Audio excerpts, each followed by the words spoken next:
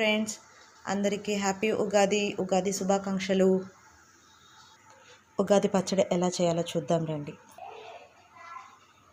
వేప పువ్వు ఇలా పెట్టండి. వేప పువ్వు, మామిడి ముక్కలు,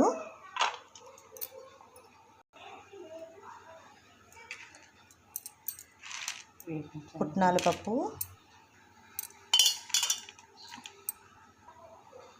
బెల్లం,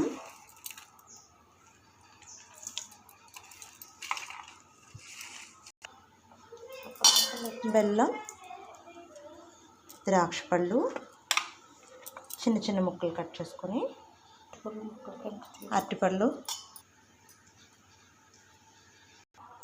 చింతపండు నానబెట్టినది కొంచెం. హాయ్ ఫ్రెండ్స్, ఇది ఎవ్రీ ఇయర్ మా అమ్మ చేసే ఉగాది పచ్చడి. మరి మీరు ఎలా చేసుకున్నారో నాకు కమెంట్ చేయండి.